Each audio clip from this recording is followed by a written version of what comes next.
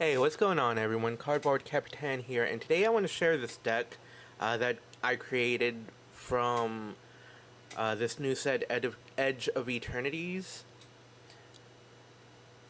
One of my favorite playstyles of deck is Control, and there's this card that interests me called Weapons Manufacturing. Whenever a non-token artifact you control enters, create a colorless artifact token named Munitions with when this token leaves the battlefield, it deals 2 damage to any target. It just seemed really interesting to me, but the thing I found was that it's really 3 steps to get it to work. So, number 1, you gotta play it, and it's a do-nothing card, and by that I mean it does nothing to affect the board state, player state, for it to come down. So it's gonna cost you tempo, and in Alchemy, the games can be very fast. So that's the downside to it. So not only that, once it comes down, you also need to play an artifact token, or an artifact to produce the token. So once you do that, you need a way to get rid of the token, and then there's your payoff. So a lot of my time was spent trying to figure out how to make use of that token. And I've seen people do it with Rottenmouth Viper, Sacrifice Engines, and so on. But ultimately, I came up with a red-white token-based shell because the artifact tokens created have good synergy with cards you find in this deck, and let me go over those real quick. First off, Caretaker's Talent is going to help you draw, and you can also duplicate those munitions tokens, so that's a little bit of an engine there. You also have Fountain Port as a way of sacrificing those munitions tokens. So once you get 3 of these out, that's your main primary engine of the deck, and they'll be supported by other cards in your deck. So I'll do it this way. The only cards from Alchemy is Clifftop Retreat. It says it's not legal in this deck, but if you play in the client, yeah, it's legal. So I guess just misinformation on the website's part. Talked about Fountain Port. Does everything you want. Sacrifice a token, makes fish, creates treasure. Okay. I am running some utility lands. I want to note that I have Expedition Map, both as support for weapons manufacturing and to be able to run utility lands. You're primarily going to be using your Expedition Maps for Fountain Port, but if need be, you can make tokens with Lindblom, or you can recur some cards that have hit your graveyard with Ishgard. So you have some options there. As far as creatures and other spells go, Chainsaw, its removal, as well as an artifact. But also note that since tokens tend to be disposable and die very easily, these chainsaws, if unanswered, can turn your 1/1 fish tokens into lethal threats, or at least draw some removal for it. Carrot Cake, most excellent with Caretaker's Talent, plus gains you some life to offset fish tokens and early beats. What's next? Parting Gust. Okay, so Parting Gust, there is no Get Lost in the format, so that's an unfortunate loss, but Get Lost, I feel, is a suitable replacement. I mean, you aren't seeing as many Planeswalkers as before, but Parting Gust is instant speed, and you can use that gift to tap fish to your advantage with Biza or Authority of the Consoles out of the board. So it's removal with a downside, but the downside can be minimized. Yeah, minimized is the right word for it. Okay, so Day of Judgment is removal of choice, but as I've been playing more games, I've been considering other options, not necessarily other destroy all creatures such as Fumigate or Spectacular Pileup, but exile all creatures, because I've been seeing like some indestructibility, some graveyard recursion, and I think even though the format itself is fast, you have options in your main deck as well as your sideboard to make that one turn difference not matter too much.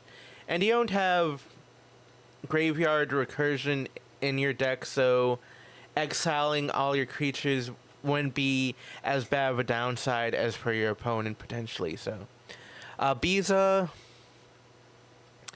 you get tokens, you get life, you get a 4/5 creature.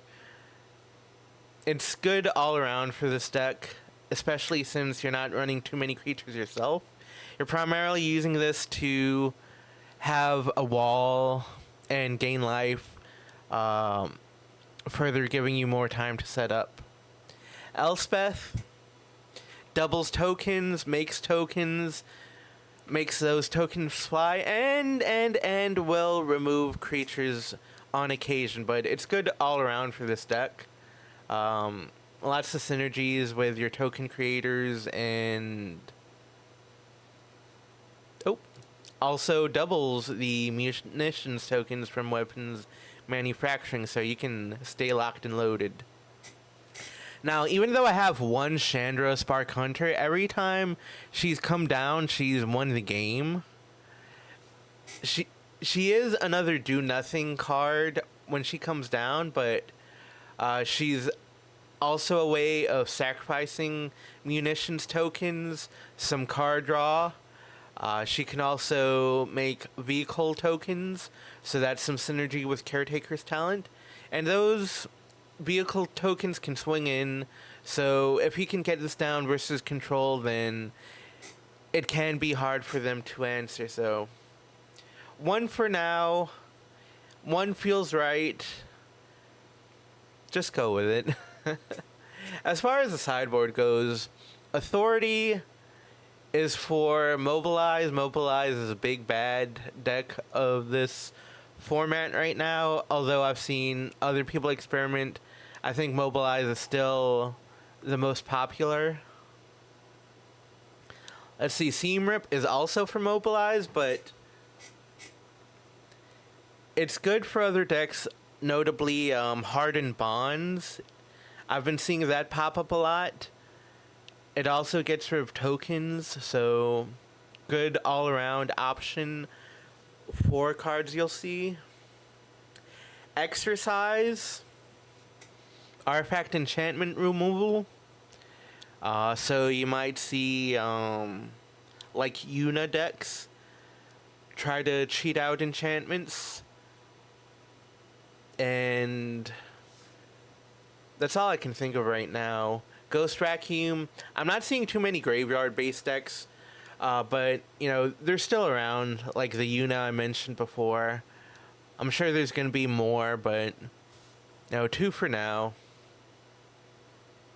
Pinnacle Starcage, I have at 1. I think with the amount of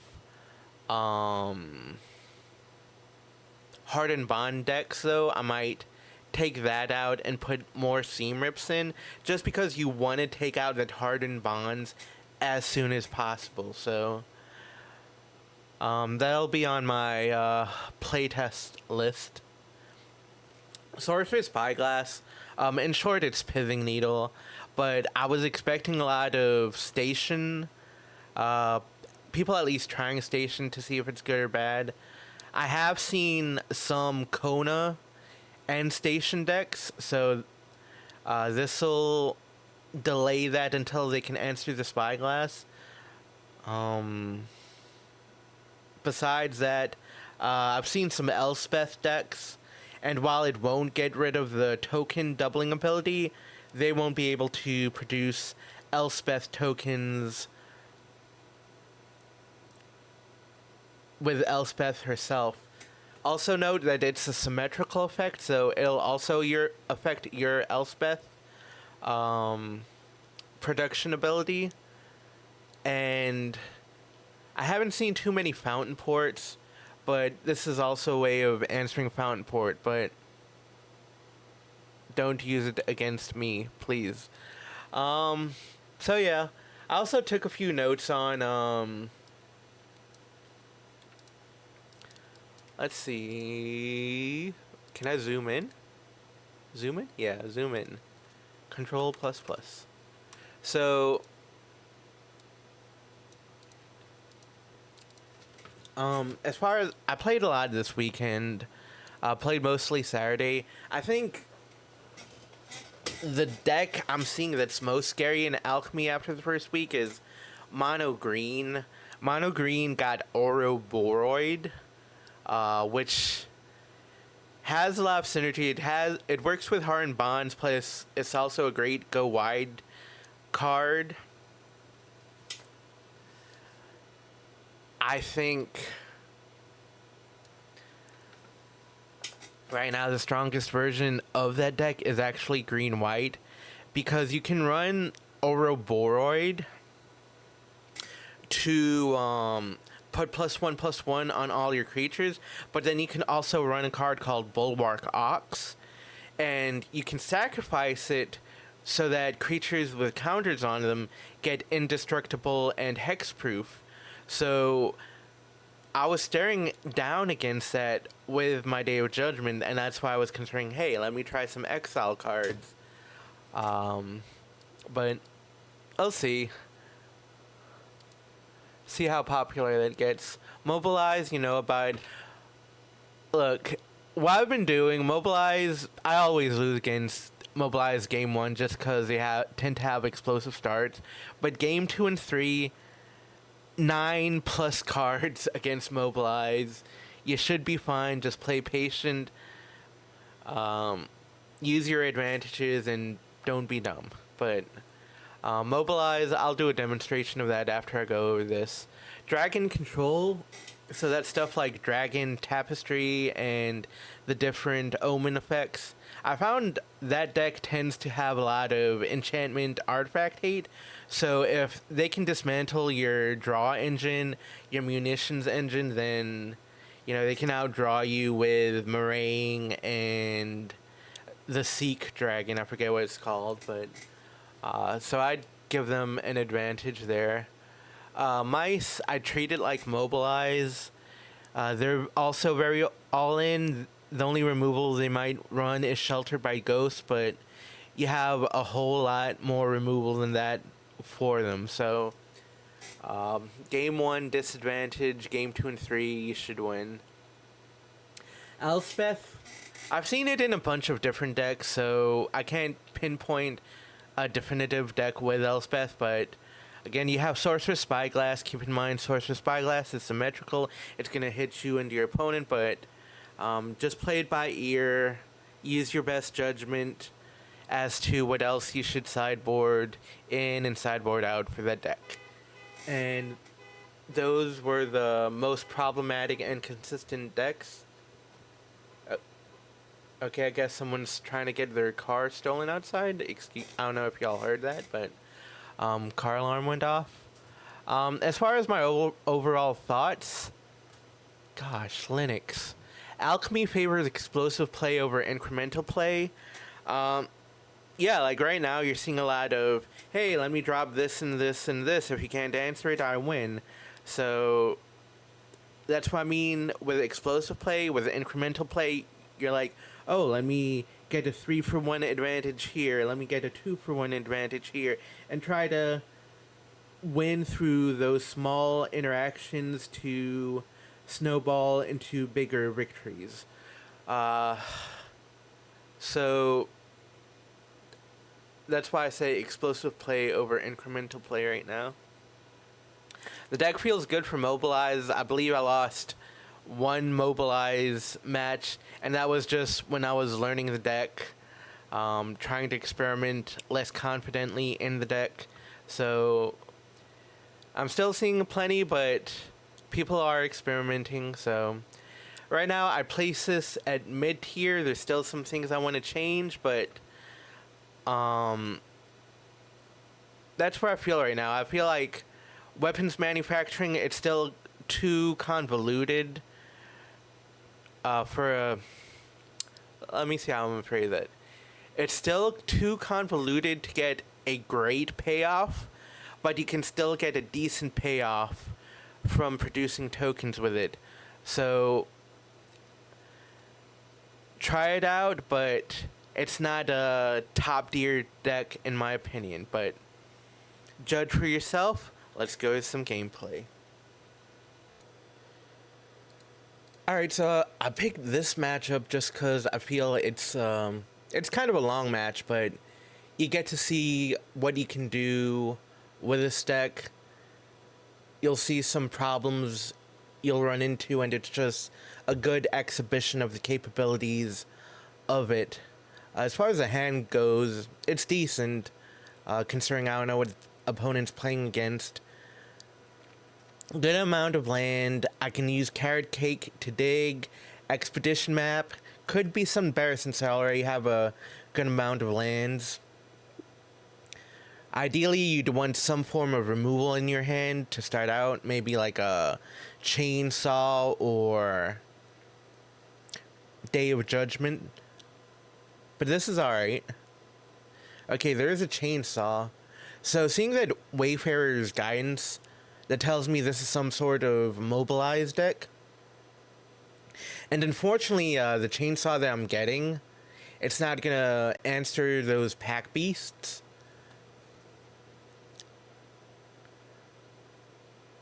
So I should be okay. I just need to relax on the Carrot Cake for a bit. But as you can see, just from 2 cards alone, the opponent's gonna get 10 points of damage.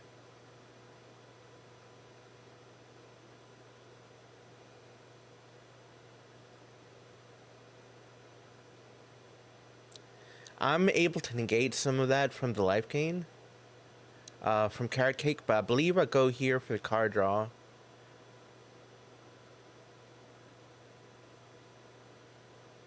And yet another Carrot Cake, so at least I'll have the chainsaw to answer the Voice of Victory.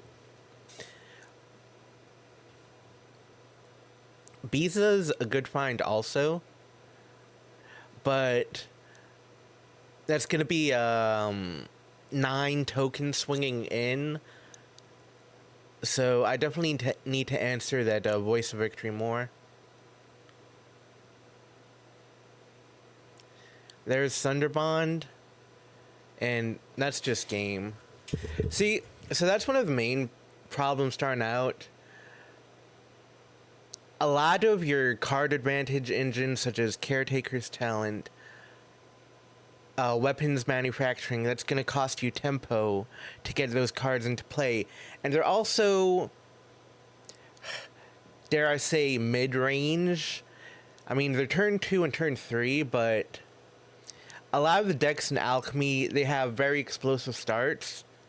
So you need to slow down those other decks at first, and then build up your engine so that you can slowly snowball your way into victory. So my main strategy I found versus Mobilize techs is just to take out the weapon manufacturing engine and just focus on Authority of Consoles, Seam Rip, and stuff like that, because I feel that white has the best options against Mobilize. So as you can see, Contrail Caretaker, okay. I'm not too worried about that. Plus I have Biza. So I'm just gonna relax. Try to build up some life, build up some mana. And ideally the way you play this out is... You're swinging in, what are you doing? You build up your advantages. And one of the weaknesses of Mobilize is there's no card draw or card seek. So if you can take out cards from their hand from them playing it, and then answer those cards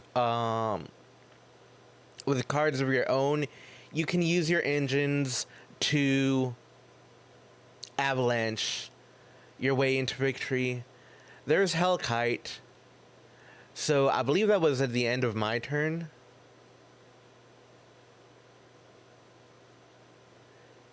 No, that was his turn.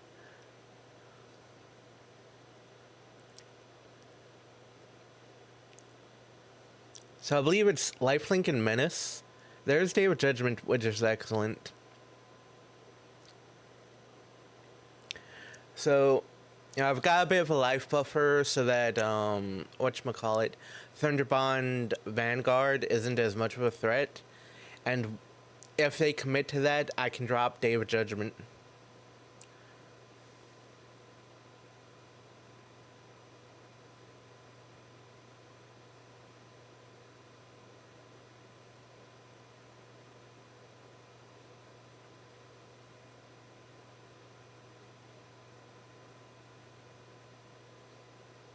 Okay, Enduring Innocence. So they're gonna start drawing cards.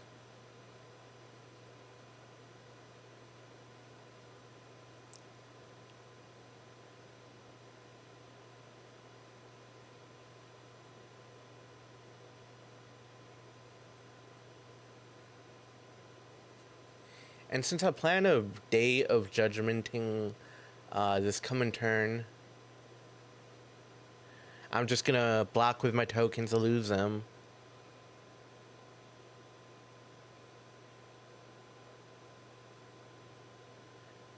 Swinging.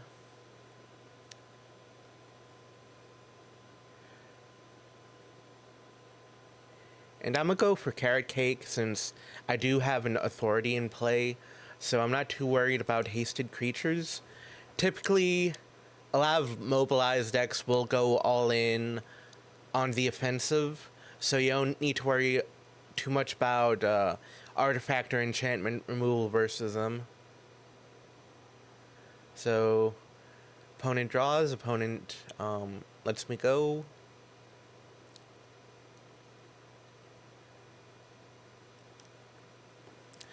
Opponent may be drawing, scheming for 3 Tree Battalion. So I want to keep some white up for the Parting Gust in my hand.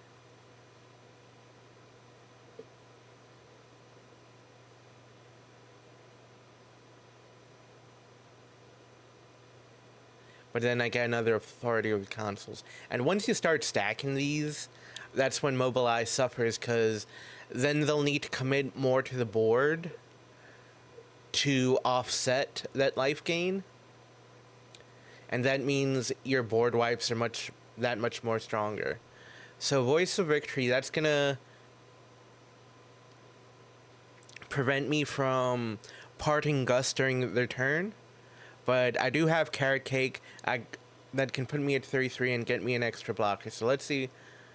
Waystone's Guidance, okay. Thunderbond, okay. Was a little bit afraid of it, but you know, I'm stacked right now.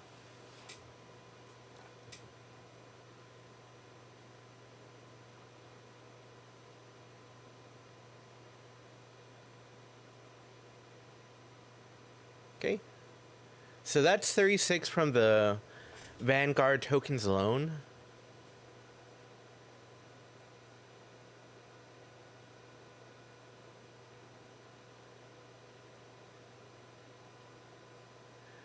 I could block a Voice of Victory.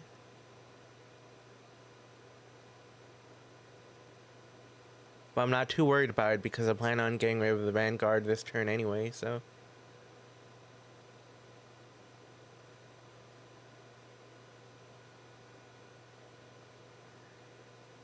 So I'm gonna get rid of Voice of Victory first because I have Parting Gust anyway. You know, and I just so happen to draw a Chainsaw.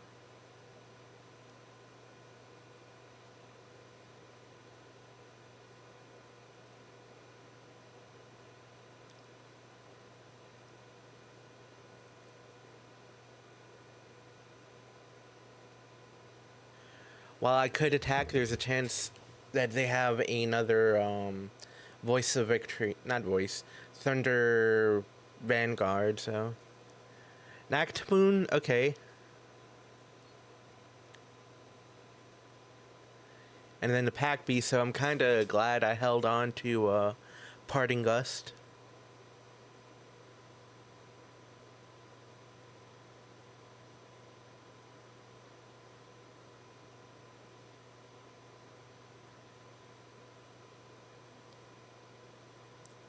Here I'm just gonna sacrifice a token. I mean, I could also use Lindblom.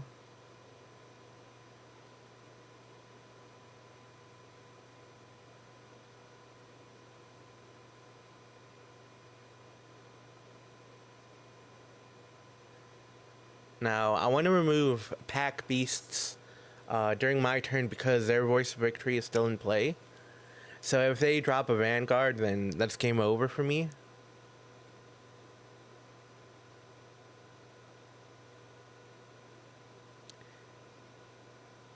And here, I consider it a misplay because I should have dropped that Wizard token first, and that would have gotten me a point of damage against them. I mean, it's small, but damage is damage, right?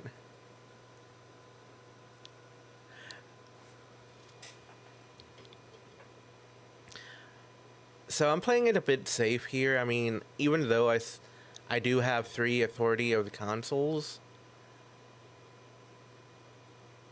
I feel I'm not in a position to win just yet.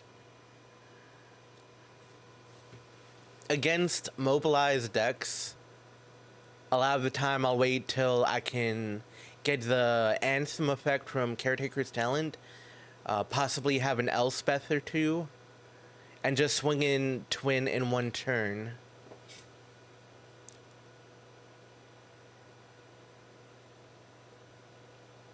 But with Mobilize, you gotta watch out because they can kill you in one turn also. So, I'm gonna dump a little Wizard token just because got 0 power, no power. Okay, and then another Caretaker's Talent, which is great.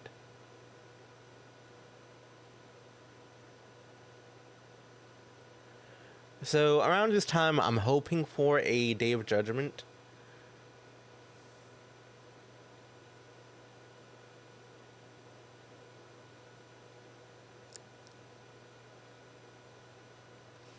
Draw 2 cards.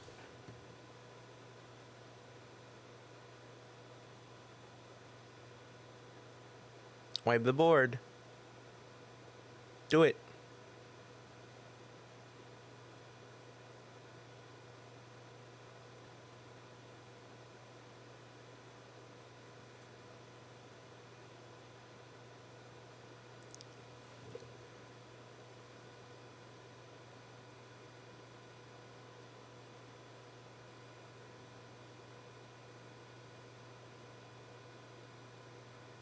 Okay, so opponent's either in deep thought or a little frustrated, but it's good.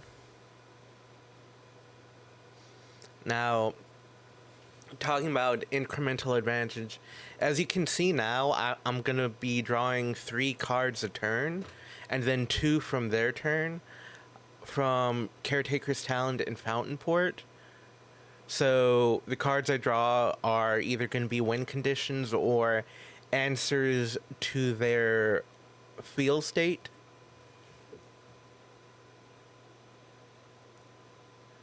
And as both sides lose creatures, those chainsaws become that much more powerful. So if they get to a certain point where I can swing in uncontested, I can just pile on those chainsaws on a creature and swing in for victory. I can also go wide through the Caretaker's Talent Anthem or Elspeth, but you know, it depends. I believe I'm getting roped here. Let's see, let me skip forward a bit. Maybe I skipped forward too much?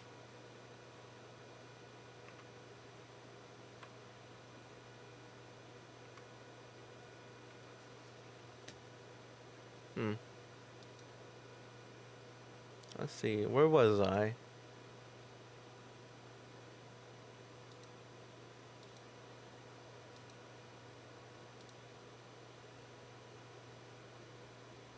So, okay, so probably a little bit before that.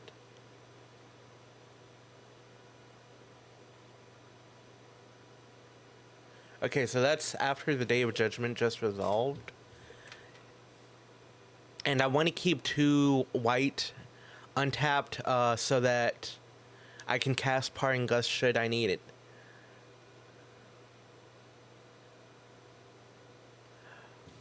Thunder Bond Vanguard by itself isn't going to do much without tokens.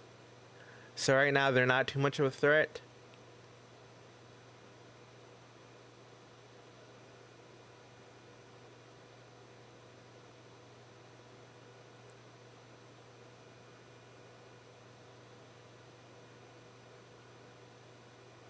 Okay, drops another Thunder Bond Vanguard.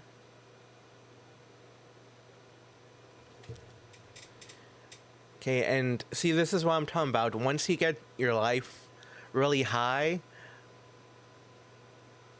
your opponent will feel the need to commit more to the board, and this is where your board wipes pay off.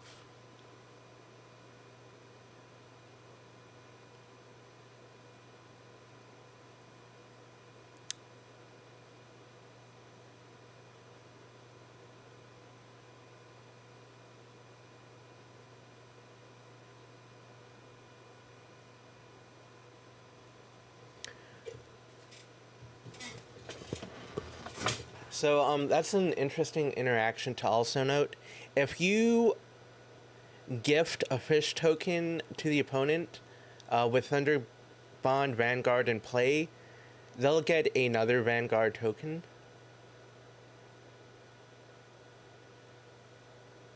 Let's see.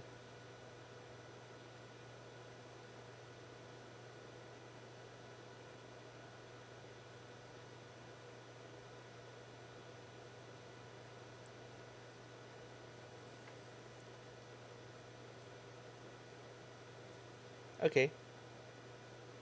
Biza is an excellent find, just because I'm gonna have more blockers now, and I can chainsaw, say, Voice of Victory. So not quite the card I need, but a way of answering some of the cards, and none of their cards right now don't have Mobilize. That encampment will be a problem, because now it gives them pseudo Mobilize, but I do have a bunch of life gain now.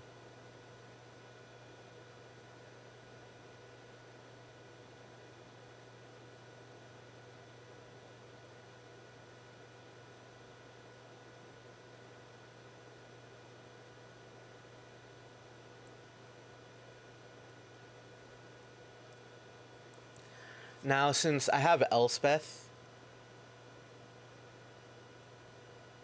I can drop her. What I should have done, really, here, is just equip all those chainsaws to the Biza and just swing in for the win. So that's, let's see, I got 8 and 7 and 3. So that's 18 damage.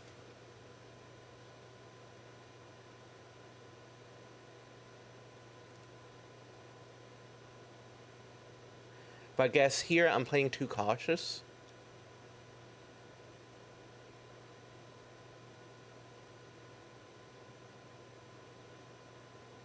So I guess that's a punt on my part.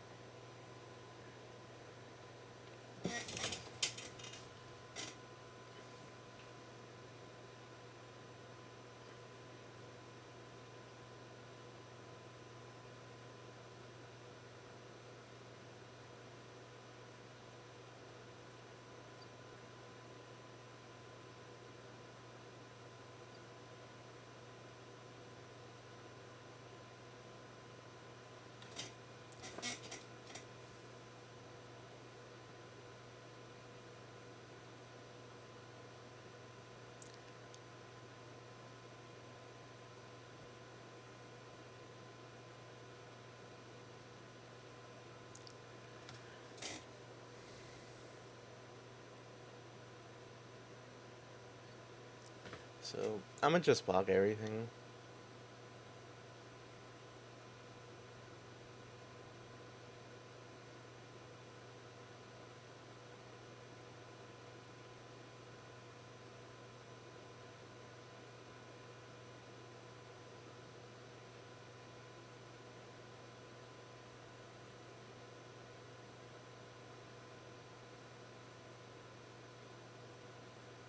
I think I'm just enjoying stomping whatchamacallit, Mobilize so much right now. I mean, I've got 4 authorities. I've got 3 caretakers talents. I've got um Elspeth. Really here I should just Elspeth the dude and then again put the chainsaws on them and win, but well, part of Magic the Gathering is having a fun time for fun players. So let me get a whole bunch of tokens out.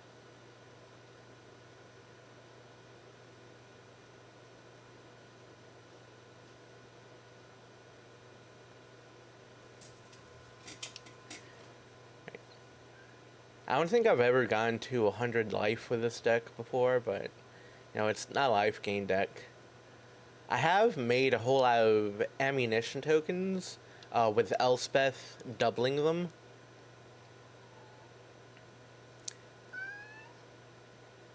Oh, my cat's saying hi.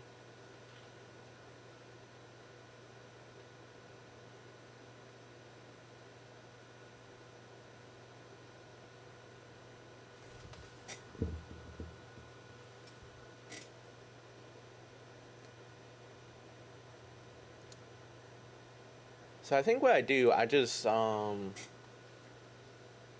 to make a whole bunch of tokens and fly for victory.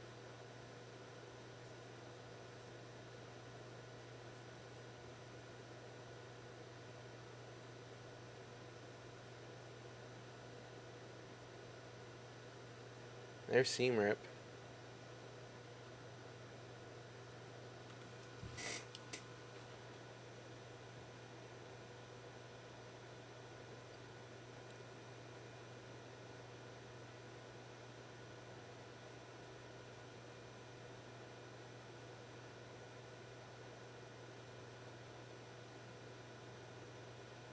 And I don't mind the 18 damage here.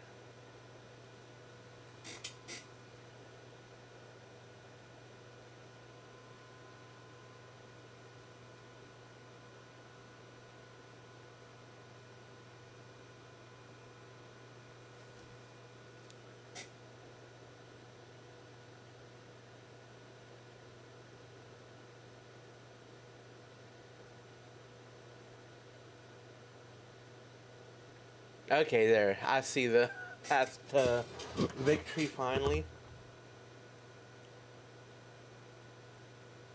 That's all you needed to do, huh? So, I mean, it seemed like I was playing around there, but I think that was a match I learned, oh, hey, I could use Chainsaw um, to go for victory. So, a bit of a learning lesson for me. Chainsaw is surprisingly good all around removal. I mean, originally I put it there for weapons manufacturing, but you know, it does 3 damage, so that's decent. It misses a few creatures like Ouroboros or the Hellkite, but it's an equipment that can grow, so it can even change like a small fish token into a threat. So it's removal, it's an enabler, it's a win condition. It's good all around.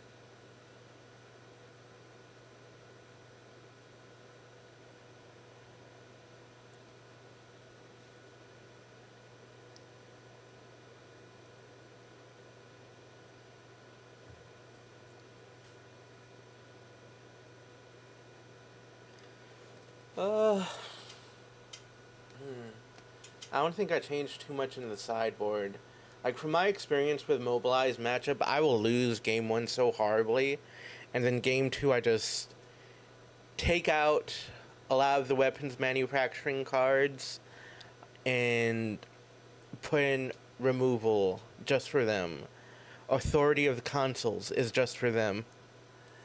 Seam Rip, it has many uses, but it takes out Wayfarer's Guidance, which is a pivotal key in their game plan, so that's 7 cards. Possibly Pinnacle Star Cage. That's 9 cards. Off to a good start with Authority of the Consoles. Plus I have 2 chainsaws. Okay.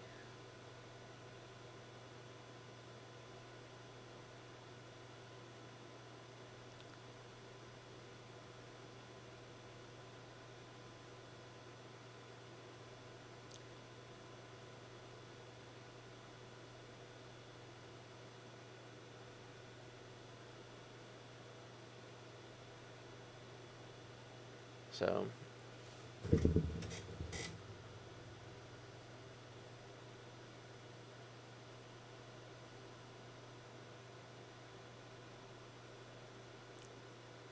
there's Thunderbond.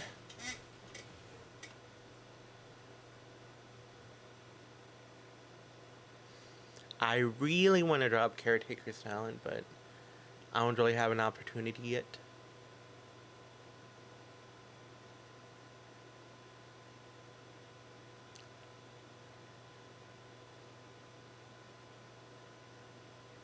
Alright, there you go. So, Authority, it's going to negate the +1 from the Wayfarer's Guidance, and Caretaker's Talent is going to start drawing me some cards. I have 2 Lindblums, and they can be played at instant speed to make a Wizard token. Wizard token is going to get me a card.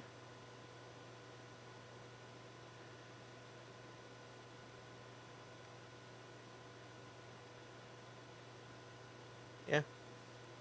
So I'm going to play 1 just so hopefully I can draw an untapped land. I can always bluff that I have,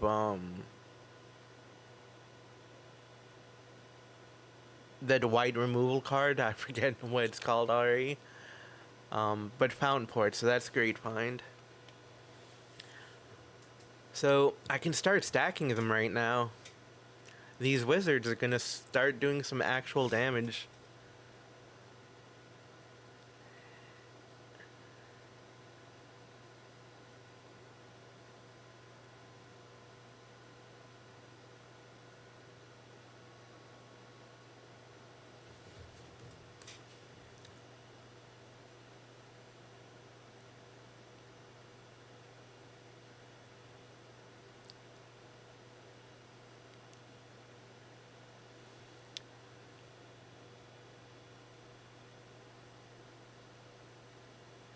Give me my card. Ah, another Fountain Port, so nice. Okay, Seam Rip is good.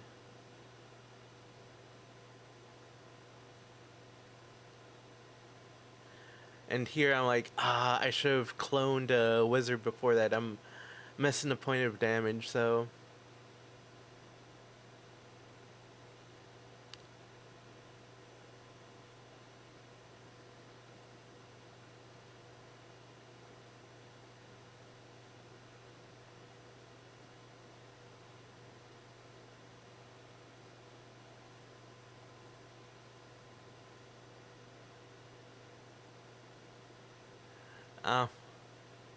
I go ahead and level up.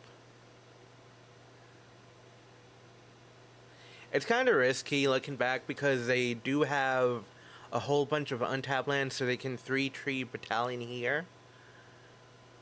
And they have that, whatchamacallit, that land that makes tokens for them, so that was extremely risky, potentially game puntingly risky, but I mean, this game's gone long enough already, right?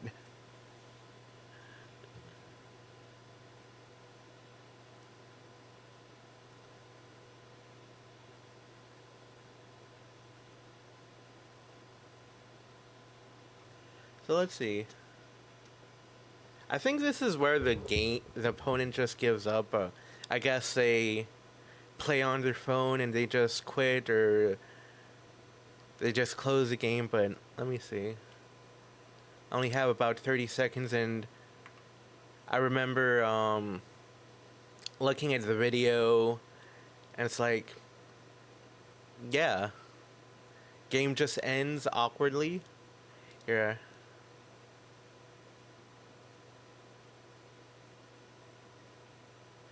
But as you can see, a whole lot of card advantage gained. I'll also have another wizard token next turn, possibly some fish tokens. So, yeah. And the game awkwardly ends.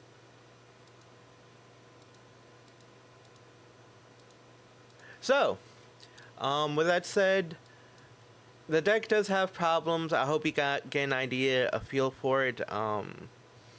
Again, review the deck exhibition in the beginning where I show what cards in the deck, problems I had with it, and so on. But it's decent. Definitely played control, like hard control, long games.